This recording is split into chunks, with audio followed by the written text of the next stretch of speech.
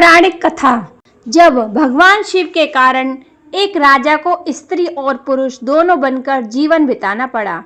पौराणिक कथाओं में न केवल सृष्टि के निर्माण से जुड़ी कथाएं हैं, बल्कि मानव जाति और पशु के अस्तित्व से जुड़ी हुई कई दिलचस्प किस्से हैं। कुछ ऐसी एक पौराणिक कथा महादेव की है, जिसके किन्नरों का जन्म अस्तित्व कैसे हुआ। क्या है ये पौराणिक कथा, आइए जानते हैं। भगवान शिव के कारण सभी स्त्री बन गए। राजा इल को समझ नहीं आ रहा था कि वो अचानक से स्त्री कैसे बन गए। तुम्हें आधा जीवन स्त्री और आधा जीवन पुरुष के रूप में जीने का वरदान अवश्य दे सकती हूँ। मैं 1 महीने स्त्री के रूप में और 1 महीने पुरुष के रूप में रहना चाहता हूँ। जब भगवान शिव के कारण एक राजा को स्त्री और पुरुष दोनों बनकर जीवन बिताना पड़ा। कथा के अनुसार प्रजापति नाम के राजा के यहाँ एक पुत्र ने जन्म लिया, जिसका नाम राजा ने इल रखा। इल एक दिन अपना शौक पूरा करने शिकार पर निकले। शिकार की चाहत में वो जंगल में आगे बढ़ते चले जा रहे थे और उस पर्वत पर पहुंच गए, जहां भगवान शिव माता पार्वती के साथ क्रीड़ा कर रहे थे। क्रीड़ा के दौरान भगवान शिव ने माता पार्वती को खुश करने के लिए खुद को स्त्री बना लिया था।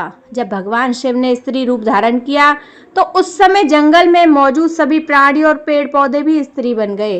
राजा इल भी उसी समय जंगल में मौजूद थे, तो वह भी अचानक से स्त्री रूप में परिवर्तित हो गए और उनके साथ आए सारे सैनिक भी। राजा इल को समझ नहीं आ रहा था कि क्या हो रहा है, वो अचानक से स्त्री कैसे बन गए। उन्हें खुद तो इस स्वरूप में देखकर बहुत बुरा लग रहा था। तभी उन्हें पता चला कि भगवान शिव के कारण वो सब स्त्री बन गए हैं। जब राजा इल और भी ज्यादा चिंतित हो गए, क्योंकि अब सब कुछ भगवान शिव के हाथों में था। राजा इल डर गए और डरते डरते भगवान शिव के चरणों में पहुंच गए। उन्होंने भगवान शिव से उन्हें पुरुष में परिवर्तित करने की बहुत प्रार्थना की, लेकिन भगवान शिव ने राजा इल से कहा कि तुम पुरुष तत्व को छोड़कर कोई और वरदान मांग लो, मैं दे दूंगा, लेकिन तुम्हारी ये इच्छा मैं पूरी नहीं कर पाऊंगा। राजा इल ने दूसरा वरदान मांगने से मना कर दिया और वो माता पार्वती को प्रसन्न करने में लग गए। जब उन्होंने माता पार्वती से अपना पुरुष तत्व वापस लौटाने का वरदान मांगा, तो माता पार्वती ने कहा कि तुम जिस पुरुष तत्व का वरदान चाहते हो, उसके आधे हिस्से में दाता को खुद महादेव हैं। मैं तो सिर्फ आधा भाग ही दे सकती हूँ, लेकिन यदि तुम अपना आधा जीवन स्त्री रूप में और आधा जीवन पुरुष के रूप में व्यतीत कर सकते हो, तो अर्धनारीश्वर होने के कारण तुम्हें आधा जीवन स्त्री और आधा जीवन पुरुष के रूप में जीने का वरदान अवश्य दे सकती हूँ।